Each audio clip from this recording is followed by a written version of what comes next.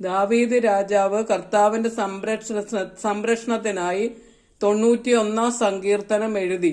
ഈ സങ്കീർത്തനത്തിലൂടെ നമ്മൾക്കും പൂർണ്ണ സംരക്ഷണം, കർത്താവിന്റെ സംരക്ഷണം ലഭിക്കുന്നതാണ്. നമുക്ക് സാഷ്ടാംഗ പ്രണാമം ചെയ്തോ നമ്മുടെ കൈ ഉയർത്തിപ്പിടിച്ചോ നമുക്ക് ഒന്നിനും കഴിവില്ല ദൈവമേ, അങ്ങാണ് സർവസംരക്ഷകൻ, എന്റെ എല്ലാ വിടുതലിനും എന്റെ എല്ലാ സംരക്ഷണത്തിനും കാരണമായവൻ, എനിക്ക് ഒന്നിനും കഴിവില്ല, നീ മാത്രമാണ് ഏക രക്ഷ എന്ന് പറഞ്ഞ് സാഷ്ടാംഗം പ്രണാമം ചെയ്ത് എന്നെ സമർപ്പിച്ച് എന്റെ കുടുംബത്തെ സമർപ്പിച്ച് ഈ പ്രാർത്ഥന ചൊല്ലിയാൽ നിനക്ക് എല്ലാ വിധത്തിലുള്ള ഐശ്വര്യവും സംരക്ഷണവും കിട്ടുമെന്നുള്ളത് തീർച്ച.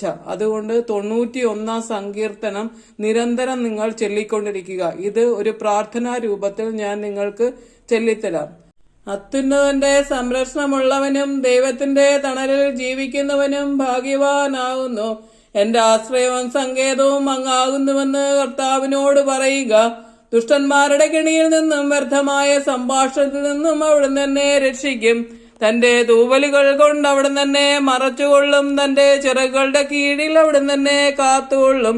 രാത്രിയുടെ ഭീകരതയും പകൽ പറക്കുന്ന അസ്ത്രവും നീ ഭയപ്പെടേണ്ട. ഇരുട്ടിൽ മുഴങ്ങുന്ന വചനവും മധ്യാഹ്നത്തിലടിക്കുന്ന കൊടുങ്കാറ്റും നീ ഒട്ടും പേടിക്കേണ്ട.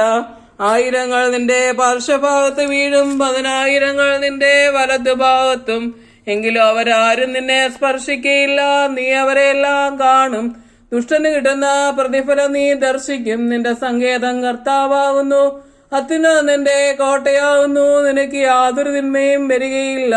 ബാധകൾ നിന്റെ കൂടാരത്തെ ഉപദ്രവിക്കയില്ല. വഴികൾ നിന്നെ സംരക്ഷിക്കുവാൻ അവിടുന്ന് നിന്റെ മാലാഖമാരോട് കൽപ്പിക്കും.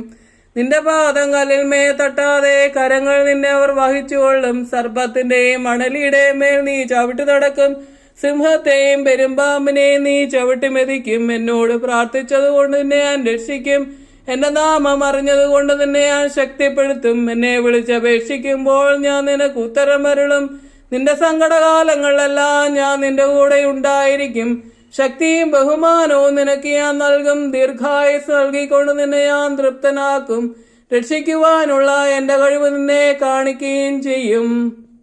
ഈ സംരക്ഷണ പ്രാർത്ഥന ചൊല്ലി നിങ്ങൾ പ്രാർത്ഥിക്കുകയാണെങ്കിൽ ഉറപ്പായിട്ടും നിങ്ങൾക്ക് എല്ലാ വിധത്തിലുമുള്ള സംരക്ഷണം ലഭിക്കുകയും ഏത് സിംഹം വന്നാലും ഏത് പെരുമ്പാമ്പ് വന്നാലും പൈശാചിക അടിമത്തത്തിൽ നമ്മളെ കീഴ്പ്പെടുത്താൻ ശ്രമിച്ചാലും മനുഷ്യൻ നമ്മൾക്കെതിരായി തിരിഞ്ഞാലും എല്ലാം ദൈവത്തിന്റെ സംരക്ഷണം നമുക്ക് ഉറപ്പായി ലഭിക്കുമെന്ന് ദൈവം തീർച്ചപ്പെടുത്തി ദൈവം നിവേശിതമായിട്ട് നമ്മുടെ ദാവീദ് രാജാവ് ക്രിസ്തുവിന്റെ ആഗമനത്തിന് മുമ്പുള്ള കാലഘട്ടങ്ങളിൽ എഴുതിയ ഒരു സംരക്ഷണ പ്രാർത്ഥനയാണ്. നിങ്ങൾ ഇത് ചൊല്ലി പ്രാർത്ഥിക്കുക. രാവയ്യോളം, പകല്, രാത്രിയില്, മധ്യാഹ്നത്തില് എല്ലാം നമുക്ക് സംരക്ഷണം കിട്ടും. നമ്മൾ ചോദിക്കുന്ന കാര്യം ദൈവം തീർച്ചയായിട്ടും നമുക്ക് സാധിച്ചു തരും. അതുകൊണ്ട് ഈ പ്രാർത്ഥന ദിവസവും ചൊല്ലി നിങ്ങളുടെ കുടുംബത്തെ മുഴുവൻ സംരക്ഷണത്തിൽ ഏർപ്പെടും. നിങ്ങൾക്കിത് ഇഷ്ടപ്പെട്ടെങ്കിൽ ലൈക്ക് ചെയ്യുക, ഷെയർ ചെയ്യുക, സബ്സ്ക്രൈബ് ചെയ്യാത്തവർ ബെൽ ബട്ടൺ അമർത്തി സബ്സ്ക്രൈബ് ചെയ്യുക.